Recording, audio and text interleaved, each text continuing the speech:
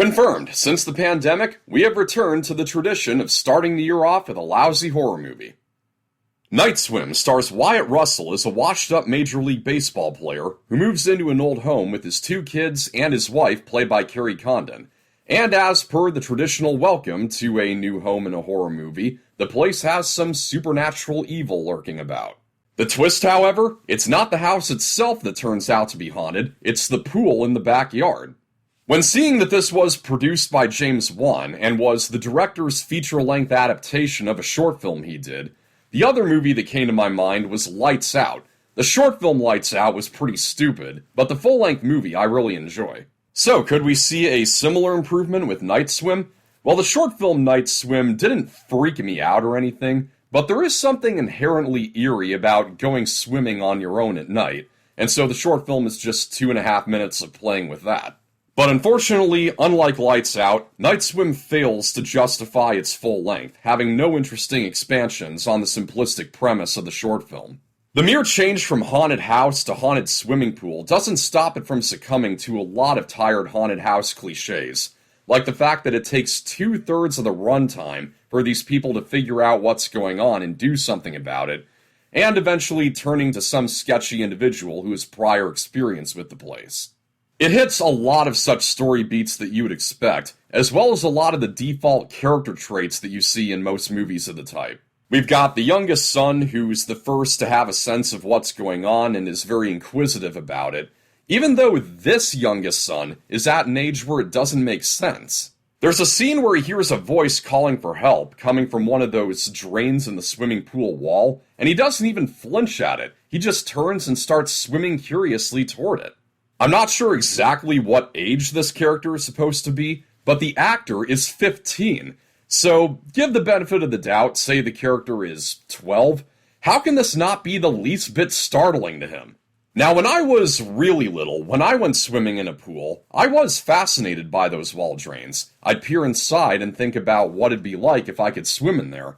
And if I heard a voice coming from one, sure, I'd be like, whoa, is someone in there? Cool. So if the boy in Night Swim had been 5 or so, I'd be able to commend the movie for incorporating those curiosities that children have about little things. But with the age he's actually at, I think he'd be reacting about the same way as one would when there's smoke coming out of the refrigerator. What's going on? How does that happen? Speaking of dumb character decisions, the one that had me shaking my head when I saw the teaser trailer is when the teenage daughter is in the pool playing Marco Polo with her boyfriend. He disappears, and she keeps saying Marco to no response, and yet doesn't bother opening her eyes. Now, it does make a little more sense when you see the entire scene uncut, and to its credit, it does feature one brilliant POV shot. What actually happens is, she cheats by opening her eyes just slightly so that she can see in front of her, but the other person can't tell her eyes are open at all. And so, we see in her obscured vision a figure in the pool that she assumes is her boyfriend messing with her. It's an excellent build-up to the scare, but unfortunately the result is underwhelming. When the reveal of this ghostly figure is made clear, it's not very frightening. It just looks like a fat, moldy version of the Terrifier. And about her boyfriend, he's really useless in this, and yet the movie goes out of its way to give him some development, like establishing that he's a Christian, which elicits some gossip among the girls in school. That all goes nowhere. I have no idea why this character was written to be a Christian, or why he was even written at all for that matter. That's another way that this is the opposite of Lights Out. The boyfriend in Night Swim is a complete throwaway character, while the boyfriend in Lights Out was the best character in the movie, which in a horror flick is like the Seattle Mariners going to the World Series. It just doesn't happen.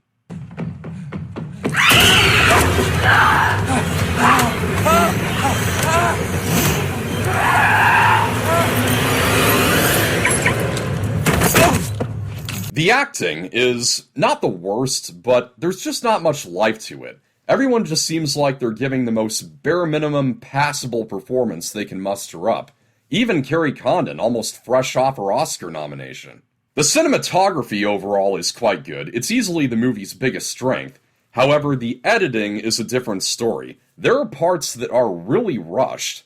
There's a scene at a party where the father gets enticed by the power of the water, because he has a physical illness and feels the water bringing strength back to him. In the process, he starts drowning the kid that he has on his shoulders, and so other people have to pull the boy to safety. And once they've done that, they look back into the pool and realize, oh crap, the father is still down there. And then, after just one more cut back to the boy, the father is all of a sudden lying there on the edge of the pool. We don't see a single frame of anyone diving in and getting him out. It's rushed editing like that, the stock characters, and a lack of scares that make Night Swim easily resistible. It may not be quite among the worst horror movies I've ever seen, as it does boast some good cinematography and one really solid moment of tension building, but overall, it's just too derivative and lifeless to make any waves. Scoring on the Factor Facts, Night Swim goes off the deep end with a 40%. That's a wrap. Thank you for watching. I hope you found this review helpful. Like and share, subscribe for more. This is Pop Culture. I'm Alex Pop.